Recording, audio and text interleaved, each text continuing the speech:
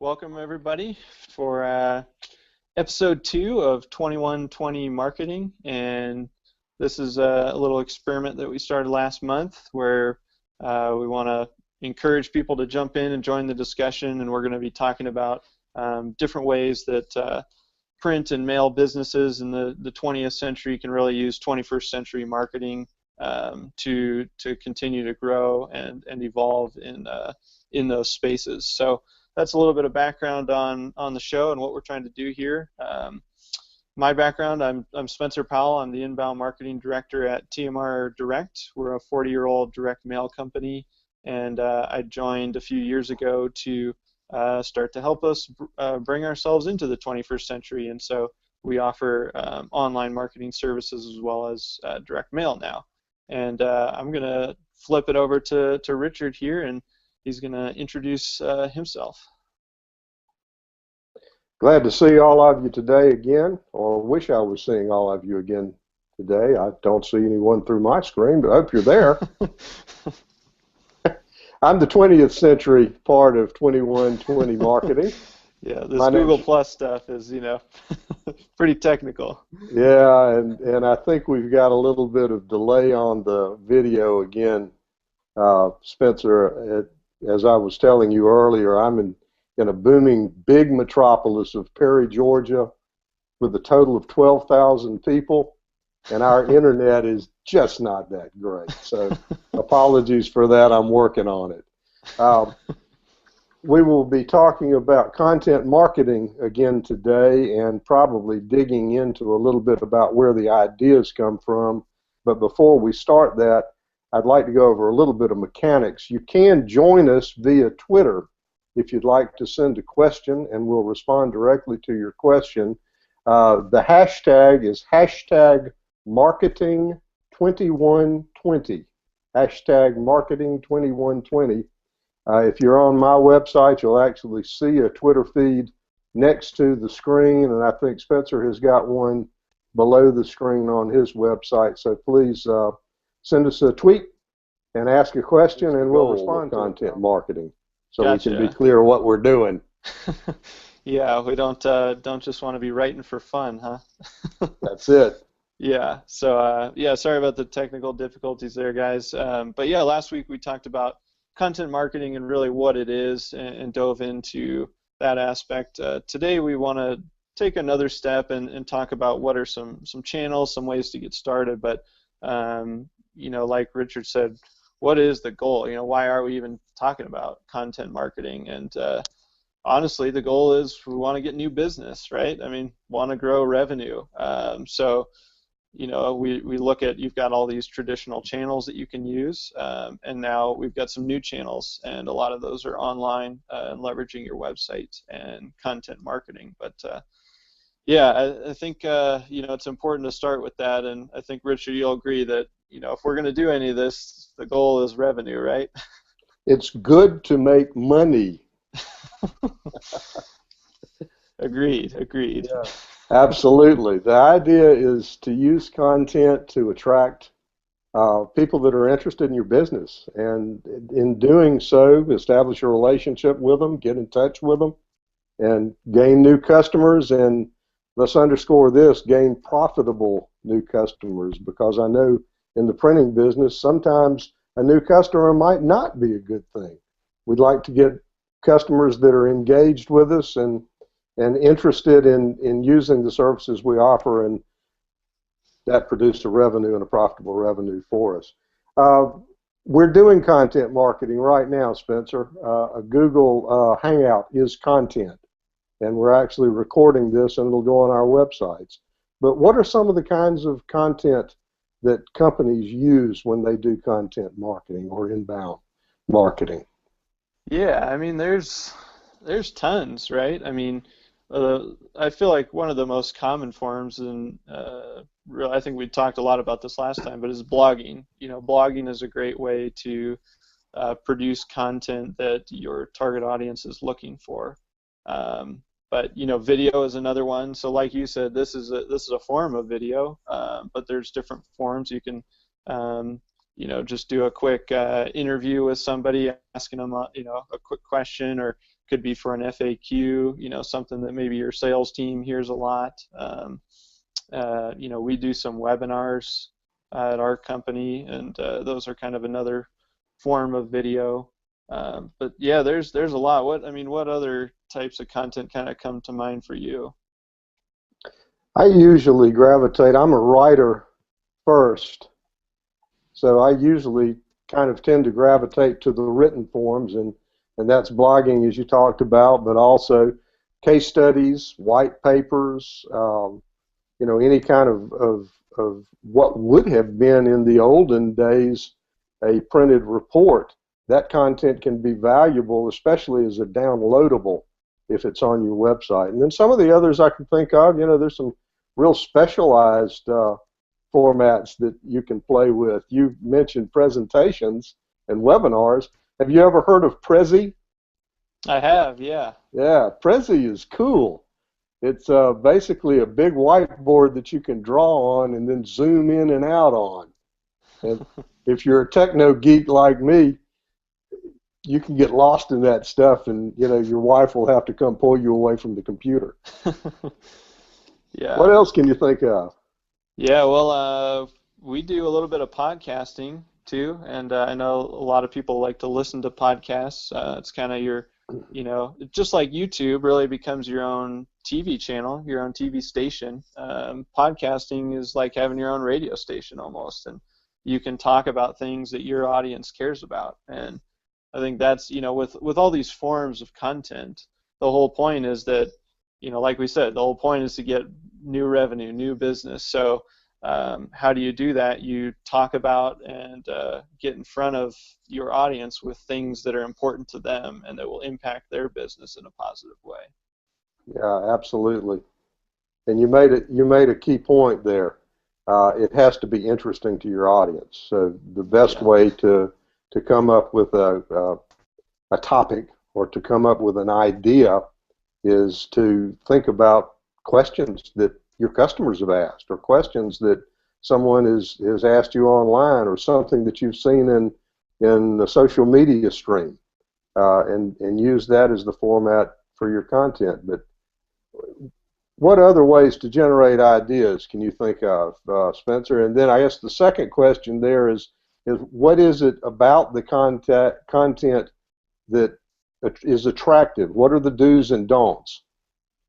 Yeah, definitely the FAQs is a good place to start. I always recommend, when working with somebody, that you start with, what kinds of questions do people have? And so that's a great source of ideas. But another kind of fun little experiment to do is sit down in a group of, 2 or 3 people from your company, and just start listing every topic or word or phrase or question that you can think of related to your industry, and just time yourself. Do 15 minutes, and if there's 2 or 3 of you, I bet you'll have between 50 and 100 just words and phrases and ideas. Sometimes it's a title idea, sometimes it's a topic. We've done this a couple times. I'm always amazed at how many content ideas come out of it. So I think that's another good tip.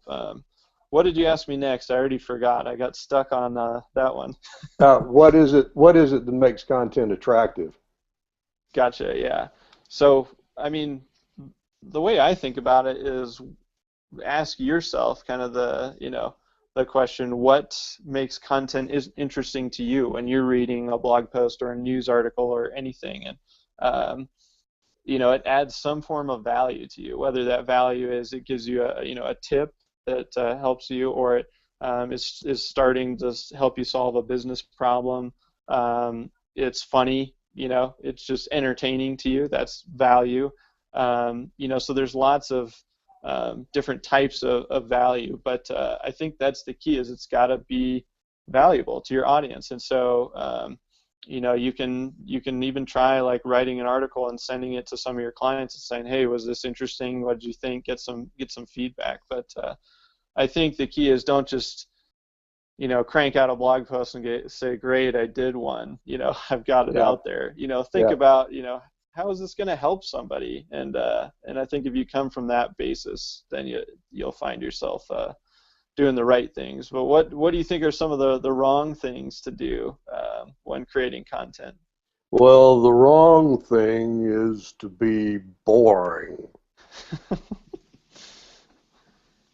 For me, I like to tell stories. I think most of my ideas really, there's usually a story behind the idea, or I get an idea and I think of a story that happened in the past. Um, with what I'm doing right now, and I'm writing a lot for printers, the stories that come in the past are stories from my printing days. I had a pressman at one point that was a little guy. He was 5'2". He had to set a stool up for him to get into the Heidelberg press, and he walked around with blue ink on his nose all day. And Oscar, the pressman, factors into some of my stories. He was just one funny story after another, and a lot of damage to the printing presses too. But telling stories is good.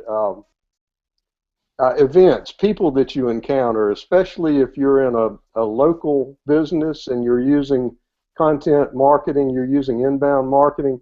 If you can talk about a customer with their permission, of course, but tell a story about a customer, tell a story about one of their projects, even interview them and get a few lines.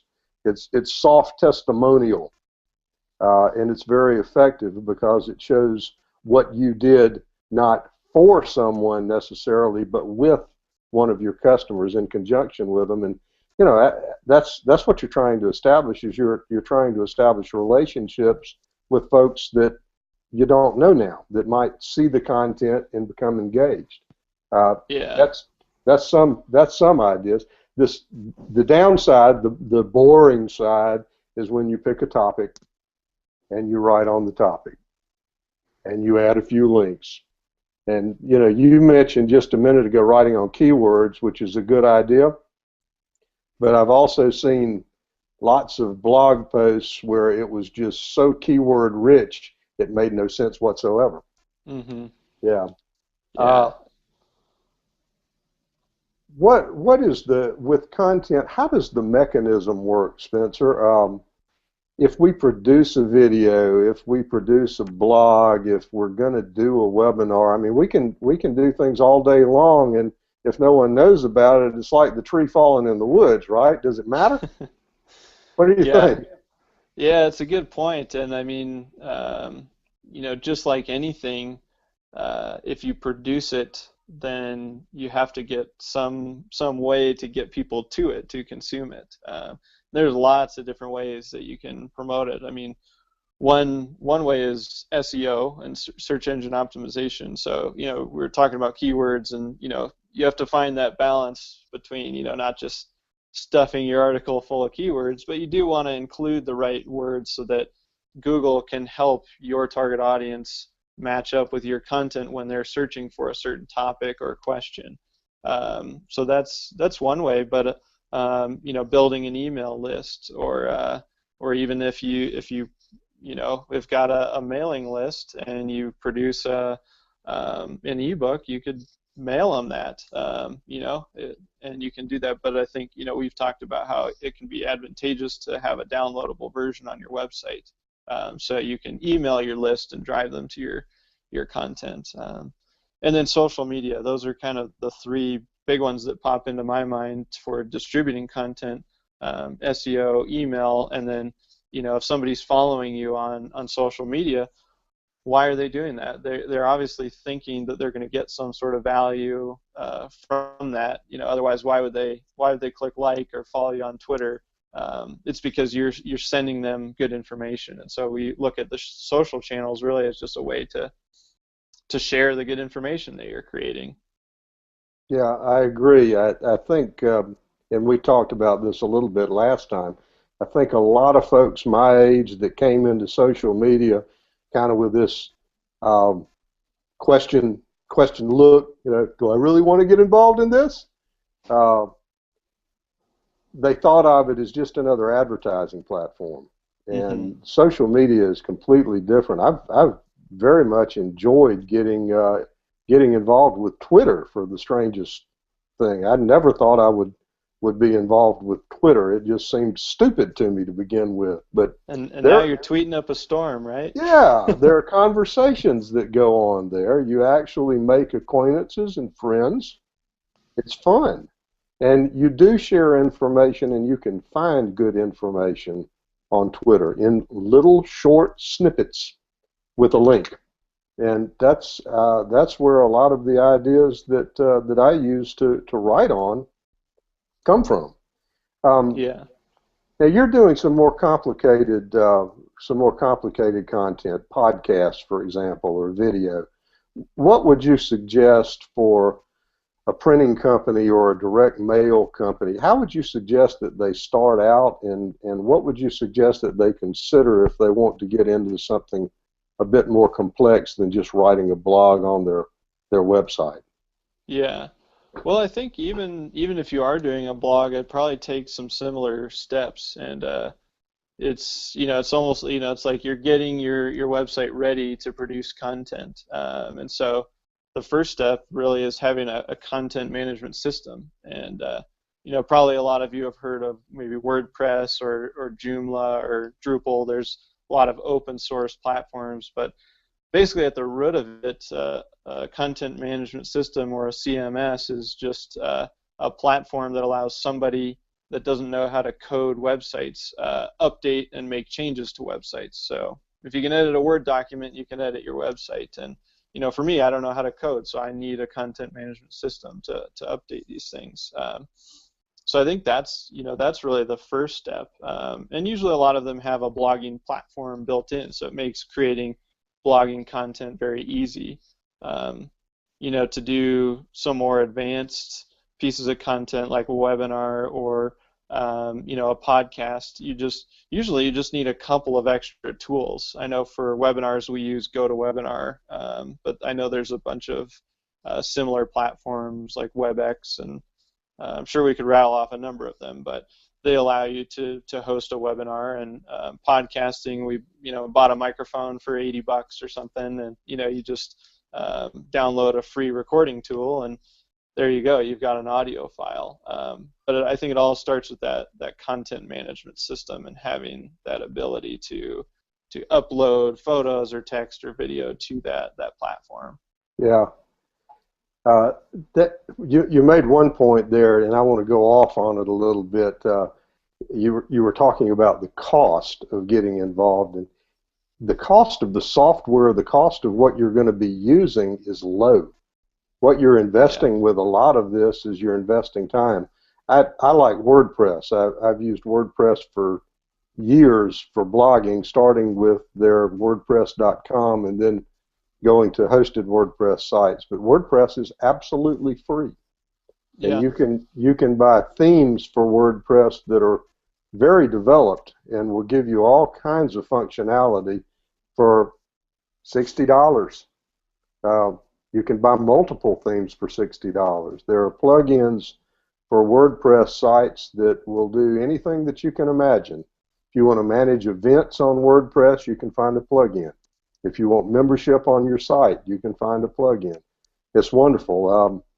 I think y'all use a higher-end platform. You use Hubspot, I believe, which is really a very advanced marketing management system. Would you like to comment on that a little bit, Spencer? Sure. Yeah, and I mean, we do use HubSpot, and I guess they call themselves marketing automation, or all-in-one marketing tool.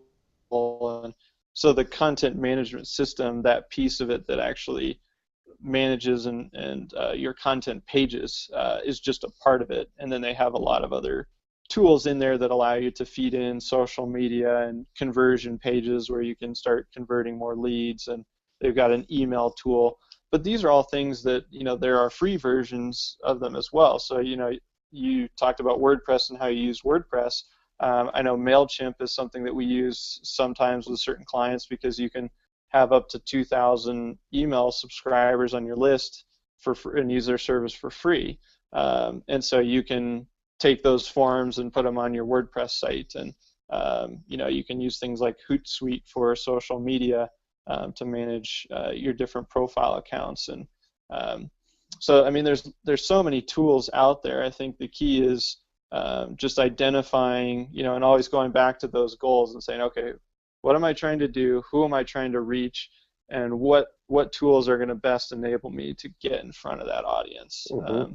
What are some other tools that you use in conjunction with WordPress, or do you find that that's about all you need? No, there are a lot of tools that go along with WordPress. Google Analytics is probably the key tool that I use. Its analytics, I think, are built into HubSpot, but when you're on the DIY, when you're doing the DIY method, you use different plugins and different programs that integrate. And Google Analytics, again, is absolutely free and very, very powerful. It will tell you who comes to your site, what pages they hit, when they hit the pages, and you can actually program your links to track the links specifically and get a lot more information. So that's one good example of a content management tool that I think is very important. It doesn't make sense to play with inbound marketing if you can't measure the effect, and if you don't know that something's happening. And of course, ultimately, you'd love to be able to connect the leads that you're generating and managing or in developing to actual revenue, and that's a little more complex, but I think that's probably a subject for another day. Probably, yeah. Yeah. Let's talk a little bit about. We talked about generating ideas and brainstorming. And brainstorming's fun in my business, by the way, because I get to brainstorm with me. So I'll sit on one side of the table and then switch sides of the table. A party of one, right? Party of one. Yeah. But what would be if you were starting out with an inbound marketing or content marketing effort as a printer or as a direct mailer? Let's think of some topics you might want to write about. What comes to mind, Spencer? Yeah, I think from a mailing perspective, I always love going back to just the FAQ. So somebody may ask, like, what's the best way to integrate my mail campaign with my website? So great, you could probably, just out of that question, think of several topics. One of them, you could maybe talk about QR codes and, what you're trying to do on the printed piece. You could talk about pearls or a unique URL. Mm-hmm. So you're talking about those different things. Those could all actually be their own articles. And then you've got the other side of it. So you've got, okay, where does that go? It goes to a conversion page or a landing page. And so that was just one question, and you could see how it kind of could break out into 2 or 3, if not more, topics. And so that's where I really like to start, is with the FAQs, and then just breaking them down from there in kind of a tree format. Because chances are, if you heard somebody ask you that question on a sales call or in a sales meeting, there's probably a lot of other people Googling that question, wondering the same thing. Absolutely. Absolutely. Yeah. What do you think are some good topics to be covering? Well, I think that anything that happens in your business, or questions that are floating around the business, are all good.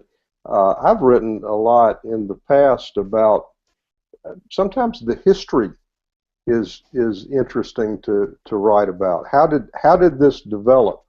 What would have happened if Gutenberg hadn't invented movable type in the 1400s? Where would we be today? Sometimes something a little esoteric like that can be interesting. But let's go a little further. How do you develop ideas if you're going to write, or if you're preparing a podcast, or if I guess the presentation is easier because you're actually doing a slide set, but how do you develop your ideas? Yeah, so, let's say, we brainstorm and we come up with several. If I go to sit down and write a blog post, I always start with the title. So I come up with, that the title may be a question, or it may be like using that same example, 5 ways to integrate your offline printed piece with your website. And then from there, I like to break down the bullet points. Okay, like what do I want to get across? What is this? And put myself in the reader's shoes and go, okay, if I saw this title, what would I be expecting, and what would I be looking for? And I find that even if it's not a title that has 5 ways or 7 tips or whatever, it doesn't have a number, I still try to bullet point out the points that I want to get across. And then I start with my title, and you kind of catch somebody with an intro or maybe a story like you suggested, and then you can talk for a few sentences or longer on each of those points, and then kind of wrap it up. And I always like to try to get people involved. So if I say 5 tips for this, I say what are your tips, or can you think of any others? Yeah, that's a good point. And try to really start that discussion. That's a good point. Especially when you're sharing the content on social media, sometimes you can preface what you share with a series of questions to try to provoke the conversation, and that'll get it shared a little bit more. So going back, you're doing essentially what I do. The old school terminology, it's an outline, and I outline first and then write, or I'll even do a storyboard. That's real old school. If I'm doing something that's more visual, but do a storyboard and then flesh it out from the storyboard, and that works well. What if you can't write? Well, I don't think of myself as a writer, and so that's a little. The outline format has made it a lot easier to write. But I'd say if you can't write, do it anyway, because this content marketing stuff isn't going away. But it brings up a good point. You've got different channels, different types of or ways that you can provide information. So we mentioned podcasting, we mentioned video.